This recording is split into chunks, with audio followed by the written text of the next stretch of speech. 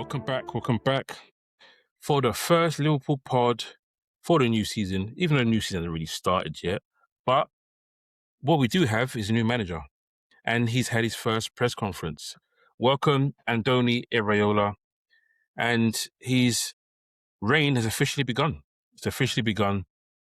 And today I watched it on YouTube, his first press conference. And while there were no outrageous promises or headline-grabbing statements, he did give us a clear idea of what he wants the team to become. He discussed his playing style. He discussed Liverpool's future transfer plans, which is something we've all been moaning about over the last few weeks during the World Cup. He even discussed Harvey Elliott and his future and how he's coming a week earlier, to get fully fit.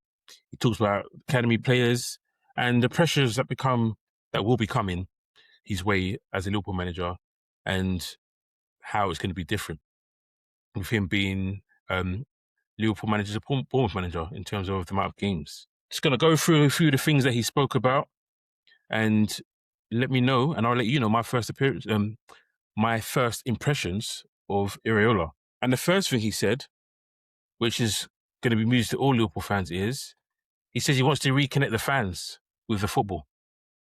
He clearly saw, or may have been told, that there was a disconnect. There was a big disconnect towards the end of Slott's reign, and that what the Liverpool fans want to see is a Liverpool team playing intense, aggressive football, getting the ball forward quickly. And that's exactly what he said. And as I already said, this would be news to fans' ears, because we all know there were far too many performances last season where we looked slow, we looked passive, and we looked predictable. We knew the ball was going to go from right back to centre back to left back to centre back. He may push it forward into midfield, then they'll pass it back. Then Van Dijk might spray it over and over and over again, and it became so boring and monotonous. But listen, Iraola has been brought in to change that, and I think that's what he's going to change. He said himself he wants Liverpool to spend as much time as possible in the opposition half, both with and without the ball. And we know he's high press, and we know we enjoy a Liverpool that presses, a Liverpool that works hard. So to hear him say that, he wants a team that wins the ball back quickly and attacks before the opponents can recognise, it just sounds exciting. It sounds exciting, and it also sounds very familiar, because the intensity is what we've learned to be Liverpool's identity under Klopp, and it's what we've learned to love. So it's what we want to see. We all know his teams are usually very direct. They attack space quickly and are comfortable turning matches into high tempo contests. Is it going to be a bit harder now? That was a big question, whether he could bring that style to Liverpool, because he is going to encounter a lot more low blocks than he encountered as the manager of Bournemouth. He said himself, he's ready for it. He's not going to shy away from the challenge, but at the same time, he's not going to change. He's not going to change himself. He's not going to change what he wants to do. And he believes that we can still dominate when players sit 10 behind the ball. We'll see if that is what transpires. But listen, it was a first good impression in that regard. And then he moved on to another thing that we all wanted to hear. He said openly, we need more players. And he was very clear, we need more players. And to be honest, you kind of appreciate that honesty. You don't want... Listen, it happened in our first season with Slot. I don't want to keep hopping back to Slot. But Slot was like, I need to assess the players I've got first, and we'll see how it goes, and this, that, and the other. We're not stupid. We know we need new players. He said, listen, we've got 2 players through the door already. We've got Victor Munoz and we've got Jeremy Jacquet. So we have got new signings. It's not completely, we've got nothing. But he also has admitted, as a coach, he would prefer, as all managers, signings to be there at the beginning of pre-season. That's obviously not going to be the case, because pre-season has pretty much started today. So the job for the higher-ups is to get it done. We've heard names. We've heard of João Gomez. We've heard of one of my favourites, I want him signed. We've heard of Yakuba Minter. Is he what we need? Is he good enough? He's 21, he's going to be 22 in a few days. Is he really what we need? Is he the standard we crave? I don't know. There's a lot of talk of Barcola, but his price seems high. And obviously, we've missed out on Giamande, which was a bit of blow and a bit of pill to swallow. But we know his style of football is extremely demanding. You cannot press aggressively and attack at the speed he does with 4 competitions of only 13, 14 players. You can't do that. Iraola said it himself, listen, we need all of the squad. That means Liverpool cannot rely on the same starting 11 every week, which is something Slot was very often doing.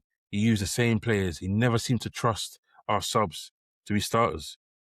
And the squad needs more depth, more athleticism, more competition for places. And we have major questions because, listen, Ekatike is injured. Leone is going to be one of our key centre-backs. He's not fully fit, coming back from ACL. Do we need to cover up right back? Do we need another left back? A lot of people do seem to think so. I personally, listen, I think we can do another year with Tsimikas coming back. It's not a major important thing for us to sign a left back. He's adequate enough as a backup. Is he a great starter? No. But is he an adequate backup? In my eyes, yes, he is. And the big thing for me is, do we need a physical midfielder? I think he does. We need someone that can defend large spaces and someone that thinks defense first. And that's what I think we get from Kone. And listen, I won't be mad if it's João Gomez, because I actually wanted João Gomez before he even went to Wolves. We were linked with him. I was like, get him straight from Brazil. Get him straight from Brazil. But now he's had his time in the Premier League. And now we can see if he can make the step up. But listen, there's about 6 weeks left of the transfer window. Guys, you need to get your skates on. Hughes, because obviously Edwards is gone. Hughes, you need to get your skates on because we need to make those changes. One other person he spoke about was Harvey Elliott. Does Harvey Elliott get a fresh start? Well, he said he's here. And not that he's impressed him, but he's impressed that he's come back early. He understands what happened to him last season, the limited games he played after technically he got screwed over by Aston Villa. They agreed a 35 million deal with him. All they had to do is play 10 games and that would trigger the clause. And they got to 9 or 8 and they were like, nah, we don't want you, which was really bad. And they tried to lay it on our feet. Oh, why don't Liverpool take away the clause so he can play? Which, it was messed up. It was messed up. So it's a massive preseason for Harvey Elliott, a massive one, because he's potentially got a clean slate. And I believe he can be a 10, a backup 10 for us. He can be a backup right winger for us. A lot of people will say, get him gone. But he loves Liverpool. He's a Liverpool fan. Whenever he played under Klopp, he made differences for us. He came off the bench and made a difference. And he wasn't a great starting, but he was often a good substitute. So I have no qualms in him staying and fighting for a spot there. So, like I said, can Iraola, use him as a advanced midfielder, someone who receives the ball between the lines? Yes, I think he can. He's got the technical ability. That's never been in doubt. And he's got the heart. But the issue is he always finds it hard to be consistent. But he should get enough minutes. The next thing he kind of discussed as well was how the academy players will get looked at through this summer because he doesn't know them. He doesn't know what we've got. You hear things, you see things when you're trying to scout players and trying to sign players, because obviously they'll try and sign players that we probably signed as well. So it's something that he might know about. But this beginning of preseason, because of the World Cup, a lot of our youngsters are going to be training with him. The likes of Abe, he's going to be there. Kieran Morrison, he's going to be there. Both right wingers, something we're lacking. They get a chance to. They're way too young, though. Let's be honest. They're 15 in Abe's case, and I think 19 in Morrison's case. Maybe 19's not too young. He just has to show the quality. But pre-season will tell us which young players Iraola trusts, which players he can potentially use, and which positions he believes need strengthening. He said that he's spoken to the players. Some of them, he didn't want to speak to them when at the World Cup, but since they've left the World Cup, he's spoken to them, and he wants to know, where do you want to play? And then, as he sees them doing training, he'll decide, okay, that's where I want you to play, and whether they're able to do the job. So I would say keep an eye on guys who start the bigger friendly matches. to see who continues training with the senior team. And hopefully, some of these youngsters can prove themselves, but not at the detriment of us signing key experienced players. One of the guys asked him a silly question: do you understand what it means to be a Liverpool manager? And he was obviously like, listen, I hope I do. You don't know until you're in the job what it really means to be the Liverpool manager, the size of the job. And he admitted no one can fully understand the role until you actually experience it. And listen, it's an honest answer. I look at him and I'm like, he was calm. He wasn't trying to show off. He wasn't trying to show that, yeah, I'm here. Yeah, I've proved myself to be here. It was quietly spoken, but assuredly spoken. He knows managing Bournemouth and managing Liverpool are completely different situations. He said himself, he now has to manage playing midweek games. And one of the things that he wants to be is someone that isn't someone that's in his bubble. Home training ground. He wants to go in the city. He wants to go shopping. He wants to mingle with the fans. Again, music to people's ears. Iraola said himself, you have to be yourself. You have to be yourself. And that is him just getting out there and connecting with the people and getting into the community. This is a community club. And we want someone, unfortunately, Slot just didn't quite get that, I don't think he quite got that. You need to have a real connection with the fans. I often thought we were being harsh on him, but listen, I always back managers and sometimes I can be blind to it. Looking back at it now, he didn't have the connection with the fans. He believed that if he had a good team, that was enough. No, you don't just have to have a good team. The players need to resonate with the fans, and the fans need to resonate with the players. It's hand in hand. If it doesn't work like that, it's not going to work for you as a manager.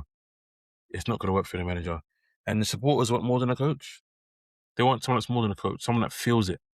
And hopefully he can remain calm and be honest under pressure as the time goes on. He was also asked, is this a transition season? How does he view the upcoming season? And he acknowledged the injuries, as I said before, departures and new signings. But he already moved away from excuses. And I believe that's the correct approach. Liverpool, we may be rebuilding, but this is still a Liverpool Football Club. And those that step on the pitch need to earn it, need to show why they're here by Liverpool players.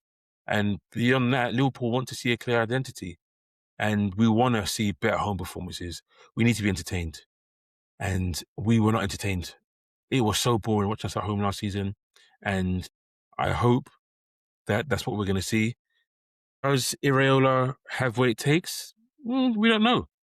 But does he look like someone's up for a challenge? Yes. Does he look like someone's going to make Liverpool competitive again? I think so, yes. And will he help us challenge for trophies? I believe so. Strong season doesn't have to mean he has to win a league. A strong season means Champions League, finishing third, being in and around the title challenge. You have to be in and around it because we don't want another season like last season. But my final verdict was, I thought he made a positive first impression, didn't make any unrealistic promises. He admitted that the squad needs more players, which was honest, which was correct. He said that Harvey Elliott and academy players were given an opportunity to shine and given an opportunity to prove themselves. And most importantly, he gave us, the Liverpool fans, a clear idea of how he wants his team to play. And that is intense, aggressive, and vertical. And to me, those words sound perfect. Now, I'm just waiting to see that vision come on the pitch. Can't wait for the friendlies. We've got 5 friendlies coming up. And I'm going to watch all of them. They're in America, so the time will be delayed. So I'm probably going to have to stay up and watch them at 1 o'clock in the morning. But the question that you're going to be asked, can he give us intensity without losing control? Can he adapt to playing against a low block? Hopefully he does. But listen, the initial message was promising, but the real work begins. But yeah, this has been my first video of the new season. Let me know your thoughts in the comments. Let me know what you think of Iraola. Let me know what you think of our season. Do we need new signings? Of course we do. are we going to get the signings that you think we need? That's the other question. Are we really going to get what we need? And I really hope we do. And also let me know positions. I think we need a right winger, 2 right wingers, in fact. 2 right wingers. I think we need a DM, and I think we need a right back and a centre back. If we get those positions, we're sorted. We're sorted. But I don't think we're going to get a centre back, and we might not even get a right back. But a DM is a must, an absolute must. So again, let me know your thoughts. Leave them in the comments. Thanks for watching. This has been James. Take it easy, guys. Peace out. Oh, I almost forgot. Don't forget to like. Don't forget to subscribe. Don't forget to hit the notification button. Peace out.